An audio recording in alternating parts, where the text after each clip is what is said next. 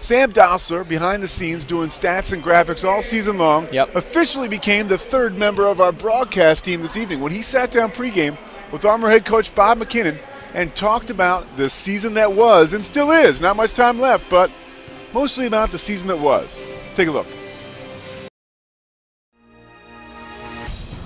It was a season that dawned with much hope. The Springfield Armor were entering the 2012-2013 NBA D-League season as the defending Eastern Conference champions. After completing the single greatest single-season turnaround in league history last year, it appeared that the Armor were ready to take the next step and compete for a league championship.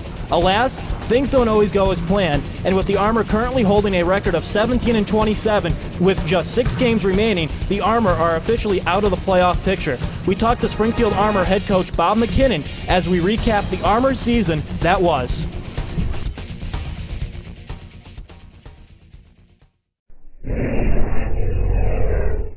After last season's Eastern Conference Championship, you got off to a great start, 3-1 on the season. Talk about the expectations coming into this season and getting off to that hot start. Well, you know, anytime you've had some success, there are higher expectations the next time out, and you know, we did have high expectations coming into the season, and we did get off to a good start, and then you know, we hit a rough patch and kind of tailed a little bit. We had some injuries, we had some personnel change, and you know, we didn't handle our adjustments real well. Now talk about a little bit about that rough patch. You lost 10 of 11 games. It was a real struggle. And you also talked about personnel switching. How difficult was it to deal with that losing streak while changing up your personnel? It's got to be something that's tough to do. Yeah, you know, we just weren't a very cohesive group, and have kind of struggled with that all year long with all the change we've had. And you know, that's what our league is, and that's what guys have to understand coming into this league, that our league is a league of change, it's a league of opportunity. And you know, we had some injuries. We'd miss, you know, like Carlton Scott would be out 3 games, and then he'd come back, and James Mays would be out 3 games, and Dennis Horner would be out, and then, you know, Ben Uda. So it was kind of like some of our main core guys. You know, we never had them really healthy in that stretch. Despite that tough stretch, on a personal note for you, you recorded your 100th career win in a 107-102 win over Fort Wayne on the 23rd of February. On a personal level, what did that win mean to you? It means I've been in the league a long time. I've had good players, you know, and I've been fortunate. You know, from a personal level, I've been fortunate. You know, my family's been very supportive of me doing this in this league, and I work for a great organization, the Nets, and they've allowed me the opportunity to get to 100 wins. And you know, hopefully, you know, I'm in this league a while longer. I love coaching in this league, and I love what the players are all about in this league. So I'm hoping to have the opportunity to continue that. On February 11th, you traded your all-star James Mays to the Maine Red Claws, got Chris Joseph in return. Since then, you guys have played better, 8-6 overall. Once he came here, you won your first 4 games. Talk about what Joseph brings to the floor on a nightly basis. Well, you know, it's kind of like fitting a puzzle together, you know, and the pieces have to fit and fit well, and everybody has to kind of mesh together. And I thought Chris really put our puzzle pieces together for us. And, you know, he spaces the floor for us, and he's a threat out there with the ball, and he's a good wing perimeter defender.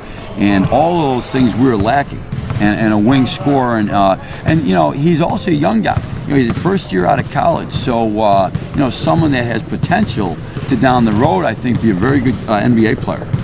Another guy who I think personally has improved the most of anybody on your team, Willie Reed, and he really took off after that James Mays trade. In 14 games since then, he's averaging over 18 points per game, 9.5 rebounds per game. He's recorded 6 double-doubles. Talk about his improvement from the beginning of the season to now towar's the tail end of the season. Well, you know, I'm really proud of what Willie's done, and the professionalism more than anything that he's gained this season. You know, he's a guy. If he's not the youngest guy in our league, he's one of the 3 youngest guys in our league, and has been all year. And you know, he came in, didn't, I think, understand the work ethic that it took, the day-to-day professionalism he needed, and I think he's learned a lot of that. And I'm really proud of the fact that, you know, if you look at some of our players, last year Jeff Foote, you know, came in not on anyone's really NBA radar, and ended up being, you know, an NBA call-up. Willie Reed, not on anyone's NBA radar, and now has put himself in that position. And as far as our big guys, I think it's a great testament to the work that Chris Carrawell does with our big people and the mentorship that he provides to those guys.